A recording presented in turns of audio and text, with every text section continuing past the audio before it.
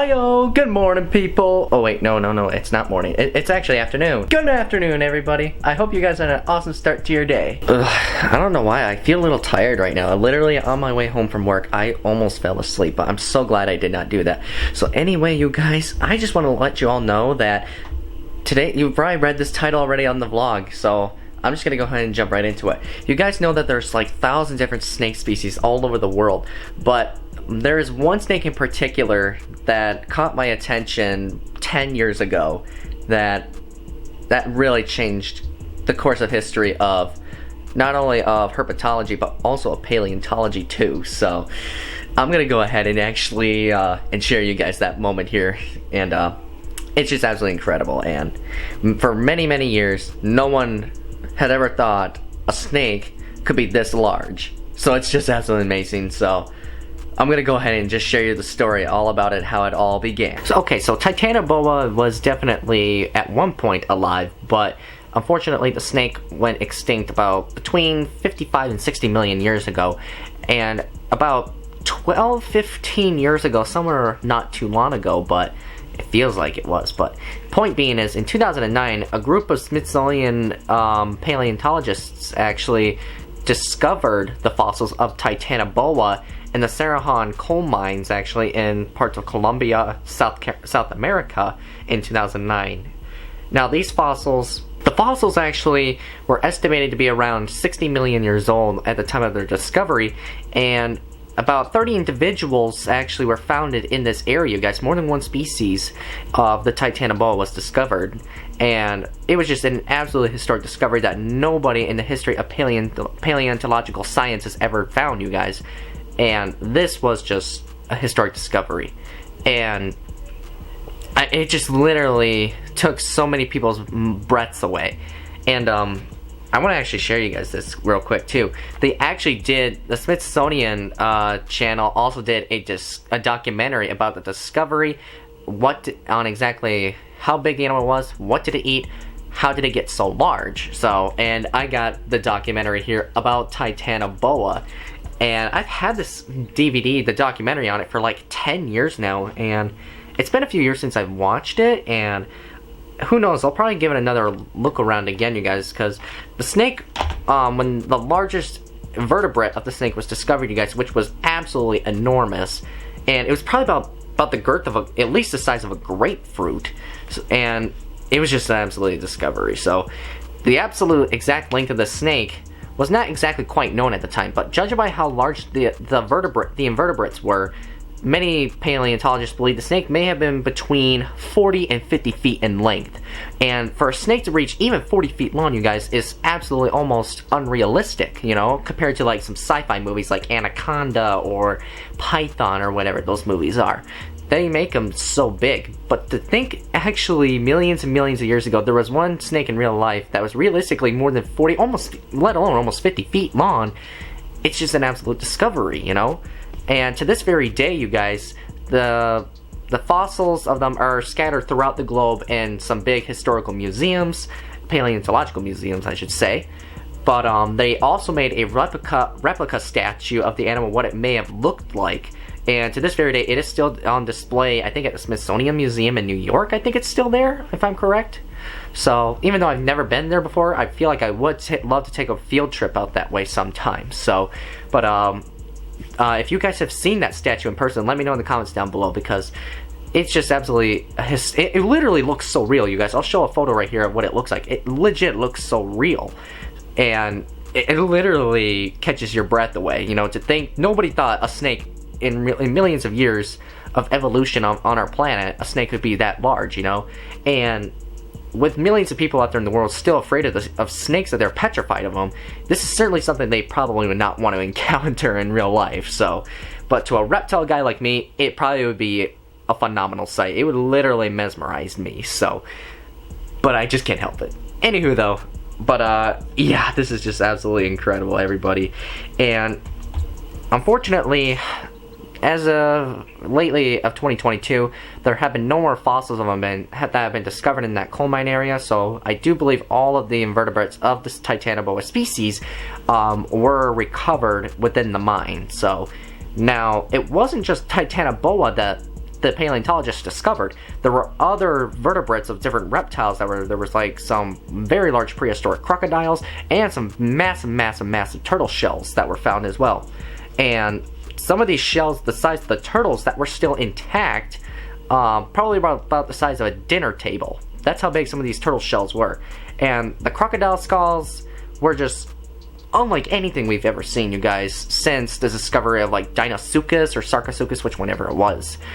It's just incredible. So, but if you guys have not seen the Titanoboa documentary, I definitely recommend you reptile lovers to go ahead and check it out. It is just absolutely an amazing documentary, how much effort that they put into this thing. So, I'm not going to spoil it, you guys. No spoils. No. So, but nonetheless though, absolutely amazing story. And hopefully one of these days, maybe a snake out there in the wild could be 30-40 feet long, you know, but not one has been discovered yet at that size, everyone. And not at all yet. So, but boy oh boy, it's an absolutely amazing thing. Did you guys know that in 1912, former US President Roosevelt actually put out a reward that for anybody that could ever capture, that could find a snake in the wild anywhere in the world bigger than 30 feet, they would win a $10,000 reward. And to this very day, nobody has ever claimed that award. More than 100 years later, after that reward, cash reward, was announced by President Roosevelt, you guys, not a single human being on this planet has ever caught a snake over 30 feet long. Heck, not even 30 feet, everybody.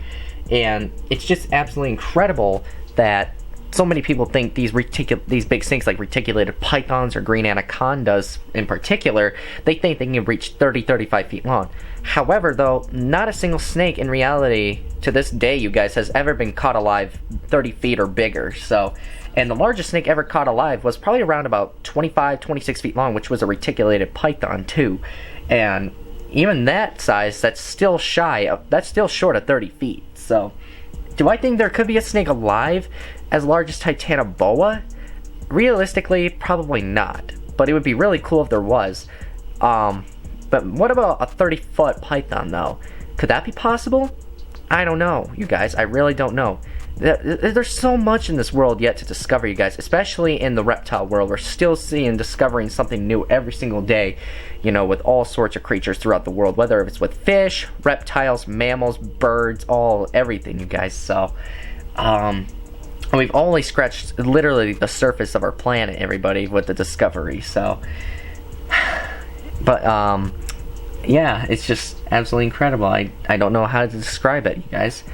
So, with that being said, though, yeah, if anybody out there at least they've seen a 30-foot snake, let me know in the comments below, because I would really like to hear your story. But I know for a legitimate fact, though, that no one has caught a snake 30 feet plus in real life yet. But if anybody does, though, will they win the $10,000 reward?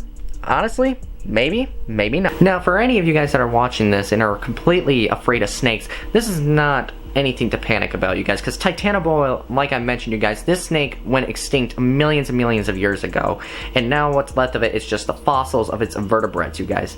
And like I said, is there a possibility a snake out there could be 40 feet long, 30 feet long, or bigger? It's really unknown out there, you guys, because literally, like I said, we are still exploring throughout our planet, you guys, with so much wildlife yet being discovered. Now, do I think a snake could reach 30 feet or bigger in reality? It could be possible. I mean, the closest snake that can do it is probably a reticulated python. Now, because these snakes are because they are currently the longest living snake on Earth, you guys, with some specimens reaching 25 to almost 28 feet, and weighing close to about 200 pounds plus. So, I mean, that's probably the most likely snake to reach compared to realistic Titanoboa size.